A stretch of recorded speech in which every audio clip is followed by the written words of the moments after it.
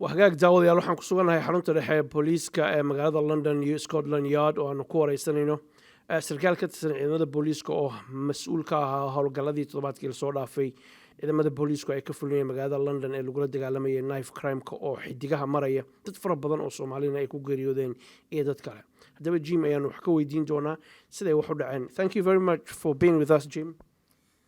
Good afternoon. Right, could you tell us the knife crime operation that you led last week? So last week ran Operation Scepter. Scepter is a national initiative which is participated by all forces within England and Wales.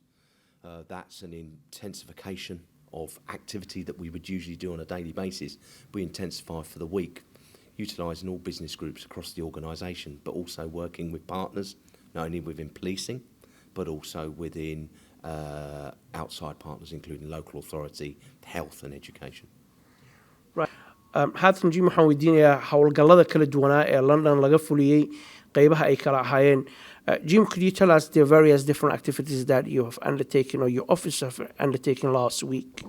We've undertaken a number of different activities through enforcement and engagement. Through enforcement, we've conducted weapon sweeps, working with the community. We've undertaken knife arch operations, working in partnership with the British Transport Police.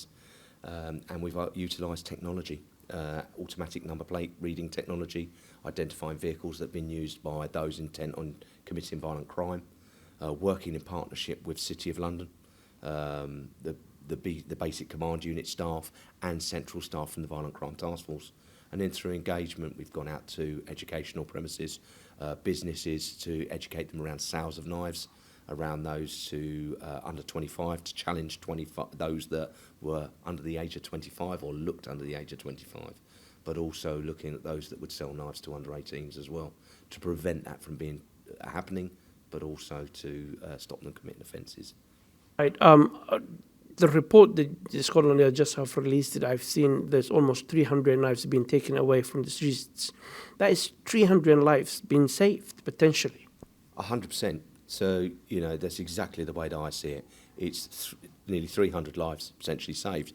But on the flip side, it's also potentially 300 lives that prevented from being prosecuted or having to change their life circumstances because of a prosecution for possession of a knife. And also 930 plus people were arrested. Could you tell us a bit about that? Yes, so we've just shy of 1,000 arrests for the operation for the week. That was targeted individuals, those that are habitual knife carriers, those that are involved in violent crime, individuals that are targeting and impacting on the communities across London with the violence and the use of knives within the violent crime. Sometimes your critic says that you guys are not doing enough. Clearly, we've been out with you officers and we've seen exactly what they were doing to protect us, and it was not just isolated cases. It's something that the Met Police are doing across London. And sometimes people are still criticizing you for not doing enough. Why this cannot be done on a regular basis rather than once a month or once in a year? So I think knife crime is a complex issue, not just in London, but elsewhere. And we target, it's the number one priority for the organisation. We target knife crime on a daily basis. We've got specialist units that deploy to key areas, key hotspots. We've also got violent suppression units in all of our basic command units across the MPS. But what Scepter is intensification. It's a coordination of all assets. And as I say, utilising and working with partners, including British Transport Police, City of London, working with local authorities, the community. An example of which where we've gone out community weapon sweeps, working jointly with each other, where we've recovered knives from those weapon sweeps. Right, I understand among those communities, obviously there's a Somali British community who are affected by knife crime in high proportion. ABUKA was the last person to be stopped and death on our streets. What are you guys doing to reach out to the Somali community and show the work you're doing so we can all work together and prevent lives being lost? So any loss of life is heartbreaking for me. And you know, initially thoughts are with family, the victim, and the friends and those that knew the victim of any knife crime. But what we do is we do not only a lot of enforcement activity. What we've done this time is looking at where we've been through pandemic. We've not been able to engage as much with the communities as what we wanted to. So there's been a real push and intensification around how we engage with our communities, which has seen us outreach to over 10,000 individuals. That's business community, education, young people, warning against how knife crime can impact on them. An example of which where we've gone to an educational establishment and done joint work with the mother of a male that was murdered as a result of in a homicide, an ex-offender, and given advice, and through that and guidance, and through that individuals within that educational establishment came forward and asked us for referrals for diversionary opportunities. Now that gives us an opportunity to put those young people on a different pathway in life, which takes them away from any likelihood of prosecution for carrying a knife, or becoming, more importantly, a victim of knife crime. And if we can do that, as we have done, it shows that it helps the individuals themselves from not being involved in criminality and violent crime. Right. To come back on the issue of trust, there's a young boys on our streets who may be involved in criminal gangs, drug dealing, carrying knives and other serious weapons. Sometimes they say we carrying knives because to protect themselves, because they don't feel you're protecting them enough. What would you say? So we know there's trust and confidence issues within the way the community view the Met. We know that people are carrying knives for status. We know people are carrying them, but they're afraid. But if you need to put those knives down. We cannot carry on with young people carrying those knives. And this is around not just us using enforcement, this is around education. Everybody's got a part to play.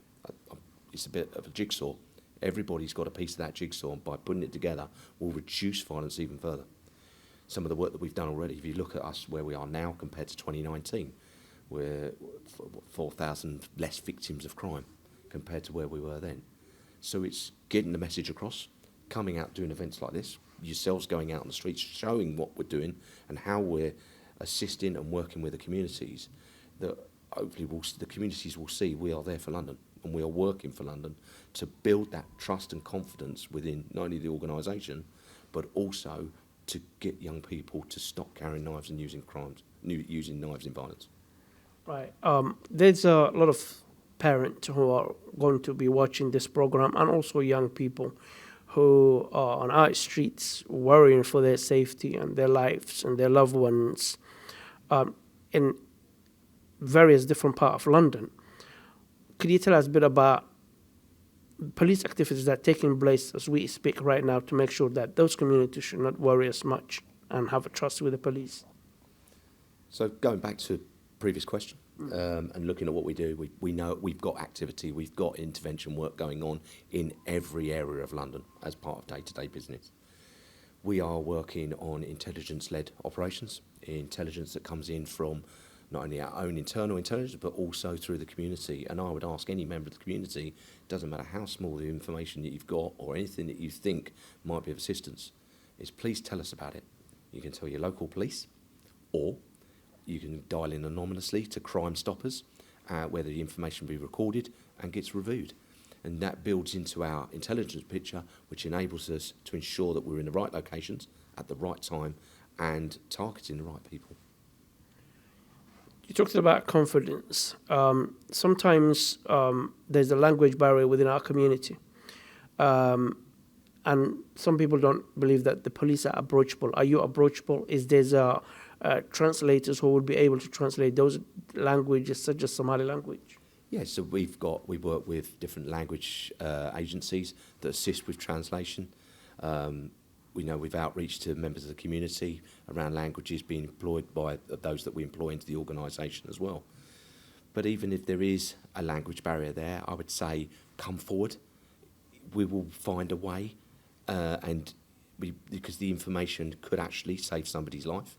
I think that's most importantly that we do, and we work through that, and we look at that intelligence and work on that intelligence. Also, they can use anonymously or Crime Stoppers. Yeah, so, we can utilise Crime Stoppers, getting in all the information. That then gets assessed, gets reviewed, and then we look at and then we work on that information. It builds the intelligence picture around how we deploy into our communities. And then through the use of yourselves, like the media, and telling people how we've done and what we've done and how we've done it.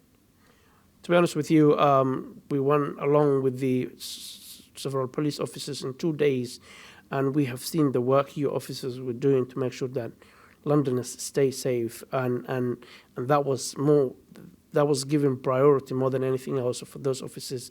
I'm sure that similar things happen across the country. Finally, could you tell us a bit about gangs within London, or maybe carrying knives or selling drugs and grooming young people? And is there any Somali gangs that you are aware of? So we know that there's an intrinsic link to drugs, what we could call county lines, and to gangs. So we know they are operating within the footprint of London and wider. So part of the activity that we conduct, we'll look at how we target those individuals using intelligence, and that's factored into how we run the intensification and the weeks of activity. Those that habitually carry knives, those that are involved in running county lines, all fall into the violence footprint. So we target them not only through the intensification, but also for a daily basis as well. There's any Somali gangs that within London that you're aware of? So there's different groups of people. So there are different groups, different individuals that work together. But what we do is we look at that evidence, we would look at the evidence, look at what they are involved in, and we would target them the same as any individual that's involved in any criminal activity. daawadayaal sidaad maqlaysaanba sargaalkan sare ciidamada booliiska u qaabilsanaa la dagaalanka knife crime-ka London oo wiilkii u dambeeyay Soomaaliya cali abukar cali oo lagu dilay magaalada London ayaanu ka wareysanaynay toddobaad dhan operation ay booliisku wadeen laguna xaqiijinayay to make sure London is safe. Soomaalida ayaa ka mid ah dadka la dilay, dadka wax dilay ayaa mararka qaarkood ka mid ah, howlgalladana waa soconayaan. Thank you very much. Finally, what is your message to the Somali community? My message to the Somali community is we are there every day of the week, targeting violent crime across London. And if you've got any information, please either call your local police or Crime Stoppers. It's free of charge. Every piece of information counts. Absolutely. Thank you very much for being on BRIT Somali TV. We're grateful.